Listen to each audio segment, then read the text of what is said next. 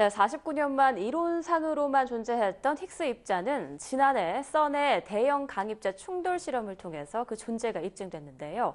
그럼 자세한 내용 서울시립대 물리학과 박인교 교수 전화 연결해서 알아보도록 하겠습니다. 교수님 안녕하십니까? 네, 안녕하세요. 네, 예상대로 힉스 입자를 예측한 과학자들이 수상을 했는데요. 각각 어떤 분들인지 설명을 좀 해주시죠. 예, 이번에 그 노벨 물리학상을 수상한 분들이 이제 아시다시피 두 분인데요. 사실은 그 힉스 입자의 존재를 예견했다고 인정받는 과학자들은 한 6명 됩니다.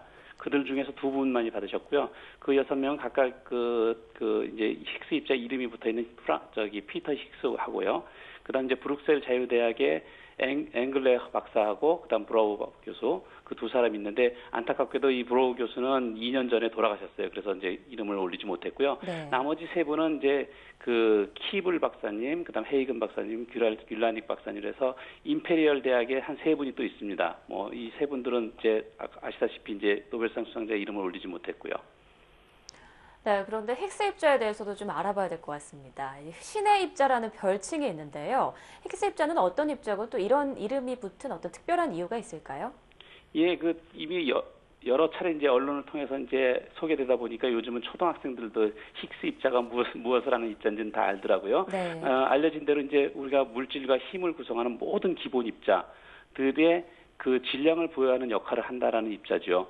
그 사실은 이제 진공 속에 모든 입자들이 질량이 없으면 다 광속도로 날아다녀야 되는데 이런 눈에 보이지 않는 전기장이나 자기장처럼 힉스장이라는 것이 존재해서 그 힉스장의 영향을 받아서 입자들이 질량을 갖게 된다는 그런 설명입니다. 이 설명에 대해서 이제 이런 모델을 우리가 표준 모형이라 부르고 그 또 다른 노벨상 수상자인데 1988년에 노벨상을 타신 레온 레더만 박사가 표준 모형을 일반인들한테 소개하는 책자를 씁니다. 그때 힉스를 설명하는 부분이 쉽지 않아서 가댐 파티클이라는 말을 그 책의 제목으로 뽑았다가 그런 욕을 쓸 수 없다고 해서 댐이 빠지고 가 파티클이 붙었다라는 것이 정설입니다. 네, 그렇군요. 또 그동안 이 존재가 입증되지 않다가 지난해죠. 유럽 입자물리연구소 썬에서 힉스 입자를 실험을 통해서 입증을 했는데 이 때문에 뭐 한 심사위원이 노벨 물리학상 수상자 선정 결과에 이의를 제기하기도 했다고요. 예, 저도 사실 외신 통해서 여러 군데서 같은 얘기를 들었는데요. 네.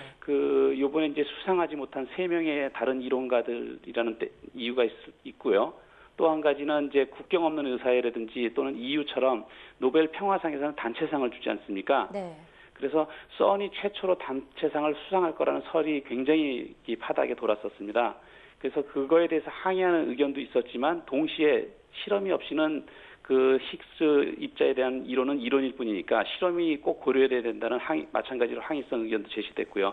그래서 여러 가지 이야기 때문에 뭐 마지막 1시간 또 그 연기가 됐다는 얘기도 있었죠. 연기가 됐었죠. 근데 이제 하나씩 다 뜯어보면은 사실 나름 이유가 있습니다. 왜냐하면 이론가 3명이 한꺼번에 이름을 얹으면 5명이 되는데 총 우리가 물리학상은 3명까지 줄 수 있으니까 그것도 불가능하고요. 네. 또 썬이라는 것은 하나의 기구인데 실제 실험은 아틀라스와 CMS가 하였는데 썬이라는 그 호스팅 기구가 과연 그 노벨상 단체상을 수상할 자격이 되느냐 거기에 대해서도 또 의견이 있었고요. 뭐 그렇게 따지면 실험비를 제공한 각 나라의 정부들도 노벨상을 받아야 되기 때문에 아무래도 노벨상 위원회에서는 힉스 교수와 앙글레르 교수를 한정하는 것이 가장 옳다고 판단했던 것 같습니다. 네, 그렇군요. 교수님께서는 올해 4월까지 그 썬의 한국 CMS 연구팀 대표지 않으셨습니까? 연구에 직접 참여한 분으로서 이번 결과와 이의에 대해서는 어떻게 보시나요? 예, 우선 표준 모형이 어떤 모형이냐면 우리 주변에 있는 모든 물질을 만들고 있는 원자와 원자 핵의 세계를 이해할 수 있는 21세기판 우리 원소 주기율표라고 부르는 분들이 많습니다. 네. 이 21세기판 원소 주기율표를 완성하는 데 있어서 유일하게 발견되지 않았던 입자가 힉스 입자고요. 그것을 발견해서 표준 모형이 완성됐다라는 큰 의의가 있죠. 그래서 저희가 이제 그 표준 모형의 완성에 참여했다는 의의가 있는데요. 그것보다도 사실 더 큰 의미는 우선 우리 힉스 입자 발견에 사실 저뿐만이 아니라 우리 학생들을 포함해서 약 70명의 한국인 과학자들이 직접 간접적으로 데이터 분석에 참여하였습니다. 네. 그래서 그것도 큰 의미고요. 또 우리 한국 실험팀이 그동안 거의 10년에 가까운 일들을 할 수 있었던 거는 그 전에 과학기술부 또 나중에 이름이 바뀌어서 교육과학기술부, 지금은 이제 미래부가 됐죠. 정부가 바뀌고 부처가 바뀌어도 끊임없이 지원을 받아서 이런 결과를 낼 수 있었기 때문에 더욱더 큰 의미를 갖습니다. 저한테도. 네, 우리나라 과학계에서도 참 큰 의미가 있는 결과라고 볼 수가 있겠군요. 써내 발표 이후에도 최근 또 일본 과학자들이 핵수와 관련된 연구 결과를 발표해서 화제가 됐습니다. 핵스 입자에 대한 후속 연구들이 앞으로도 계속 나올 걸로 예상을 하시나요?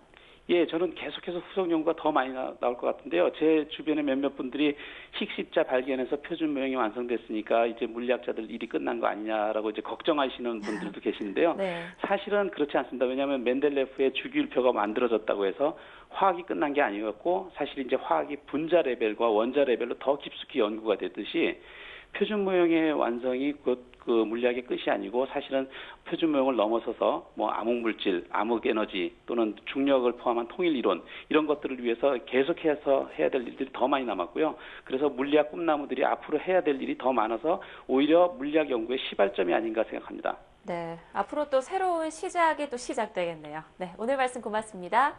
네, 감사합니다.